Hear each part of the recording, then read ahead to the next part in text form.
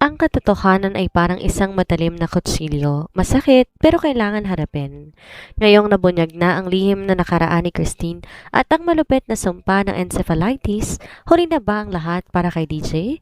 Sa episode na ito, saksihan ang huling paghaharap kung saan ang bawat sorry ay hindi na sapat para buuin ang isang durog na puso. Ito ang pagpapaalam na babago sa lahat. Ang simula ng paglaban ni Christine hindi na para sa pag-ibig kundi para sa kanyang kinabukasan. Christine's POV. Kitang-kita ko ang pagkalito sa mukha ni DJ. Parang isang batang di maintindihan ang nangyayari. He tried to open his mouth pero mabilis ako nagsalita. Hindi ko siya hahayaan magsalita para i-twist ang nararamdaman ko ngayon. Hindi ko siya hayaang burahin ang katotohanan ko. I'm sorry, mahina akong sabi. Nilulunok ang sakit na pilit kumakawala sa dibdib ko. Kung iniisip mong iniwan kita, inabando na kita, pero hindi DJ. Huminga ako ng malalim, pinipilit tibayan ang boses ko kahit gusto ko nang sumuko. I cleared your name. Tinig ko, bagamat mahinahon may baon na puwersa.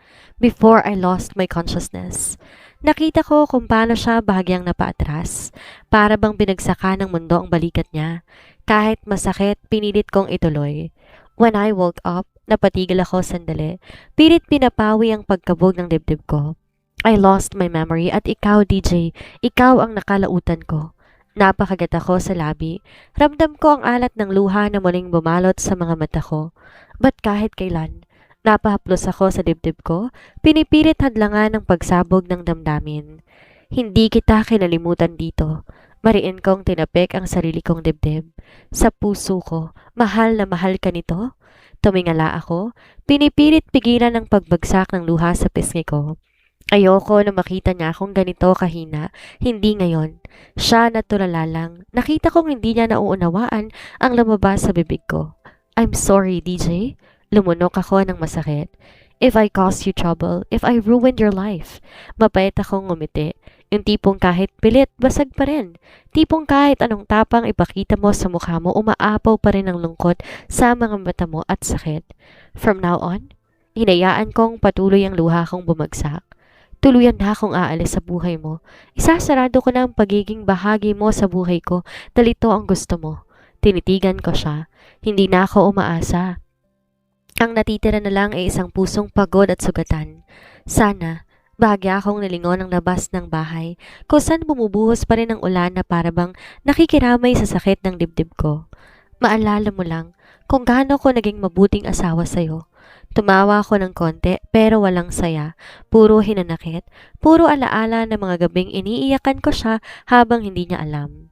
Kung gaano kita minahal. Bumalik ang tingin ko sa kanya, diretso, walang pag-iwas. Because this was my last time to look at him this way. I'm sorry. Binitawan ko ang mga salitang yon ng marahan. Parang isang paalam na hindi na kailanman babalikan. Isang pangako na kahit masakit kailangan to pa rin. At sa huling pagkakataon, pinikit ko ang mga mata ko hindi para takasan siya, kundi para pakawalan siya.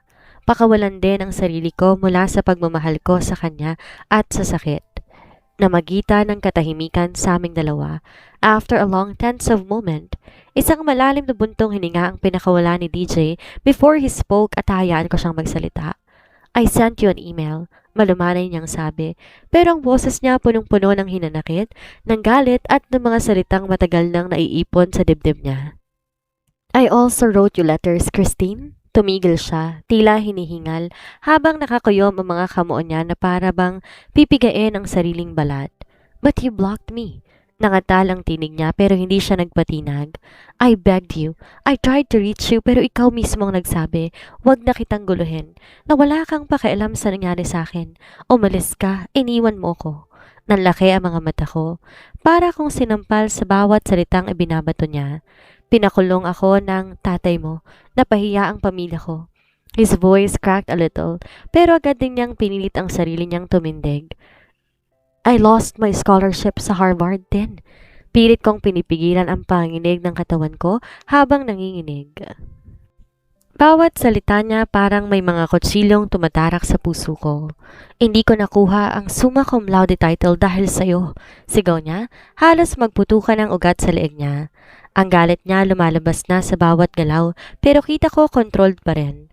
Alam mo, napahima siya sa batok niya, parang di makapaniwala sa sarili niya. Alam mo kung gaano kahalaga sa akin yon. Alam mo yon, Christine. Nakita ko ang pagkisnap ng luha sa mga mata niya. Tumulo ang luha ko. Hinayaan ko lang. Ang usapan natin. Naglakad siya ng ilang hakbang papalapit sa akin, ngunit may pagitan pa rin sa amin. Susunod ka, di ba? Boses niya, bahagyang namamaos. Hindi na lang galit kundi puro pagkadurog na rin. Pero anong ginawa mo? Pumikit siya, pigil na pigil sa galit na hindi ko maunawaan. Sirang-sira ako, Christine. Saglit siyang tumigil, tumawa ng isang mapait, basag na tawa. Okay lang sana yun eh. Kaya ko sana lahat yun. Nagmulat siya, diretso sa mga mata ko. Pero hindi ko kinaya ikaw. Ikaw ang wala sa tabi ko. Ikaw ang nang iwan, Christine. Napatigil ako sa paghinga. Ikaw dapat ang kasama ko. Bahagyang nanginginig ang boses niya habang iniuusal yon. Pero nasan ka, Christine? Nasan ka in my fall down? Nagpunta ka ng Amerika at isang araw makikita kita, nasa TV ka na? Damn it! Pilit kong gustong sumagot. Gusto kong ipaliwanag lahat pero wala akong boses na lumalabas. You were the reason. Sigaw niya na halos ikabingi ko. Hindi sa lakas, kundi sa bigat ng lahat ng sakit na dala ng tinig niya. Ikaw ang dahilan sa lahat ng yon. Bulalas niya, tila sinasakal ng sarili niyang emosyon. Napayuko ako. Di ko na kinaya ang titig niya na punong-puno ng sugat. Yung galit na nakatali sa pagitan naming dalawa. Yung mga tanong niya na kahit anong paliwanag ko, hindi na kayang burahin ang nangyari. At habang nakatayo lang ako doon, walang laban, walang aramas, isang bagay lang ang malinaw sa akin. Hindi lang puso ko ang durog, pati na ang puso niya, pero hindi yun sapat para saktan niya ako. Dahil wala siyang alam sa totoong nangyari sa akin at wala na akong balak ipaliwanag pa ang lahat. Nanatili akong nakayuko. Pakiramdam ko, tuluyan ang gumuho ang mundo ko sa harapan niya. Pero bago pa man muling bumuka, ang bibig ni DJ may nagsalita mula sa may pintuan.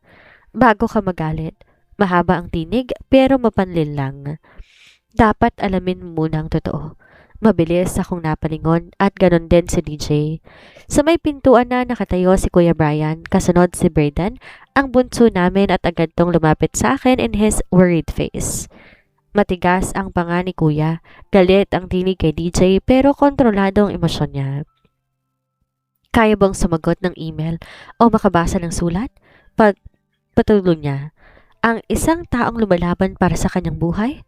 DJ's face froze. Parang unti-unti siyang pinandidilatan ng realidad pero hindi pa rin siya makagalaw. You don't know what happened to my sister, DJ. Mahina pero matalim ang boses ng Kuya. She never abandoned you. Humakbang si Kuya papasok, mabigat bawat hakbang na parang bawat tunog ng sapatos sa sahig pagputok ng bulaang akusasyon. Inurong ang demanda laban sa'yo, di ba? Tuloy niya, di binibigyan ng pagkakataon si DJ na makasingit. At wag mong isisikitin kung bakit di mo nakuha ang scholarship mo. May diin ang bawat salita niya. At kung bakit hindi ikaw ang naging summa cum laude. DJ's hand slowly unclenched. Nakahinga ako ng mababaw at sa unang pagkakataon nakita ko ang takot sa mga mata niya. My sister, Kuya's voice cracked a little, was fighting for her life. Lumunok ako ng napakabigat. The memories, the pain, parang muling bumabalik ang lahat sa akin. She was infected with encephalitis, DJ. Matiim ang titig ni Kuya habang si DJ naman parang biglang nabingi. Hindi siya makakilos. She fell into a coma for months. Kuya continued, his voice breaking now. Kaya siya dinala sa Amerika dahil takot na takot kami na baka mawala na siya sa amin. Napatitig ako kay DJ ngunit hindi ko pa rin makuhang sumbatan siya. Mas nangingibabaw ang hapde sa dibdib ko. But she's brave, dagdag ni Kuya. Pilit pinipigil ang panginginig ng boses niya. She survived the dying stage. Umangat ang mga mata ko at sa loob lang ng ilang segundo, nagtagpo ang mga mata namin ni DJ. There was only one thing I saw in his eyes now, pure, unfiltered regret. But when she woke up, humina ang tinig ni Kuya Brian. pero bawat salita niya ay parang martilyo sa gitna ng katahimikan. She lost her memories. Bumagsak ang mga balikat ni DJ. Parang biglang nawala lahat ng galit, lahat ng yabang, lahat ng galit sa katawan niya. Dahil yun ang naging epekto sa utak niya, patuloy ni Kuya. Halos matulala si DJ sa lahat ng narinig niya. Hindi lang basta pagkagulat ang nakikita.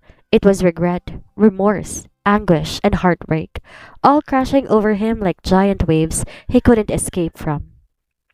Nakita ko ang panginginig ng mga kamay niya, ang pamumula ng mga mata niya, at kung paano siya hindi makatingin ng diretso kahit kanino. And then Kuya delivered the final blow. And now tell me, DJ, mapait ang ngiti ni Kuya. Does my sister deserve your hatred? DJ shook his head, barely breathing. Halos hindi siya makatingin sa amin. You don't deserve her. Masakit ang bawat salita ni Kuya. Or her love? Muling bumagsak ang katahimikan sa loob ng sala. Isang katahimikang punong-puno ng sakit, ng pagsisisi, ng mga salitang di na kayang bawiin pa. Napasa po si DJ sa ulo niya, tila pinipilit ang sariling wag gumuho. Ako naman, kahit pilit kong pigilan, humulag po sa mga luha ko. Encephalitis, a rare disease. It attacks the brain, causing high fever, swelling, and in worst cases, irreversible damage. Most patients die within days. Few survive, and those who do never come out the same again. I'm so thankful pa rin dahil memorya ko lang ang nawala. Ako yung ilan sa mga iilang nakaligtas, but at what cost? At this very moment, I wasn't sure if surviving was a blessing or a curse. No. DJ shook his head violently, voice hoarse and desperate. No, tell me you're kidding. May mga natatanggap akong sulat galing sa... Tinuro niya ang sarili niya, pilit pinapaliwanag. I have letters from Tin. I kept them. Lahat ng sinulat niya sa akin. Sa itsura ni DJ, para tong pinagbagsakan ng langit habang nanginginig ang kamay niya. Parang naghahanap ng kakapitan sa gitna ng biglaang pagguho ng mundo niya. Napailing lang si Kuya Brian, saka tumawa ng mapait. Walang galit sa tawa niya, puro awa lang, pero hindi para kay DJ.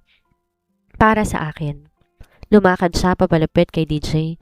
Pinanood ko silang dalawa habang halos hindi na ako makahinga. Kuya pulled out a small paper from his back pocket. Here, sabi ni Kuya habang iniaabot yon kay DJ. This is where we lived in the US. Mariin ang tono niya. Sigurado ka ba, DJ? Na dyan mo ipinadala ang sulat mo? Hindi makapagsalita si DJ. Hinablot niya ang papel at mabilis binasa, and right there, I saw it. The horror that crossed his face. The undeniable realization. The truth sinking in so hard, he looked like he couldn't breathe. DJ slowly lifted his gaze to me at doon sa mga mata niya. Nakita ko ang pagsisisi na matagal ko nang hinintay, pero ngayon, it felt too late. Too late for everything. I didn't know, pabulong niyang sabi, nanginginig ang boses niya. I didn't know din. Sinubukan niyang lumapit sa akin, pero bago pa siya makalapit, humarang si Kuya Brian. Ibang klaseng puot ang nasa mga mata ni Kuya, hindi basta-basta. Don't you dare come near her. Mahina pero matalino ang banta niya. She trusted you. She loved you, and what did you do? Lumapit pa si Kuya sa kanya, enough para maramdaman ni DJ ang bigat ng galit niya. Hindi lang puso ang winasak mo, DJ. Sabi ni Kuya, halos sumisigaw na ang kalamnan niya sa galit. Buong pagkatao niya. Humigpit ang hawak ni Kuya sa braso ko, pero hindi para saktan, kundi para iparamdam na hindi ko na kailangan bumalik sa sakit. Tayo natin? Mahinang sabi niya sa akin. Di ako nagdalawang isip. Parang otomatiko ang katawan kong sumama sa kanya habang marahan niya akong inaalalayan palayo. Ilang hakbang pa lamang kami ng, Tin, can we talk? DJ's desperate voice echoed behind me. Hindi ko kayang lingunin siya. Each step away from him felt like ripping a piece of myself apart, but I kept walking. Christine! Sigaw niya. Huminto ako. Hindi ko alam kung bakit. Maybe a part of me still needed closure. DJ stood there, wild, broken, and confused, his chest heaving. You chose, mahinang sabi ko. Pilit pinipigilan ang panginginig ng boses ko. Namili ka na, at hindi akong pinili mo? Napaatras siya sa sinabi ko, parang tinamaan ng bala. You believe them.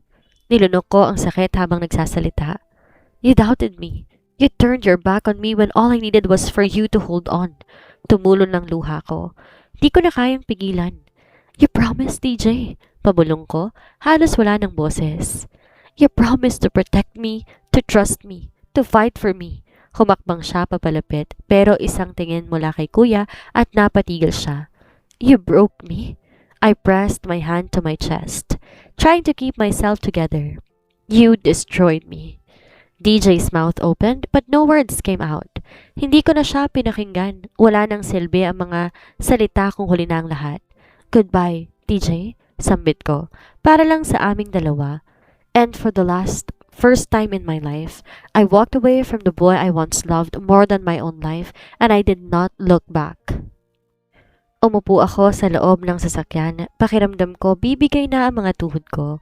I could still hear him, calling my name over and over again. Masakit. Sobrang sakit sa dibdib ko. Parang sinasaksak ang puso ko paulit-ulit, but I need to let go. I need to save what's left of myself.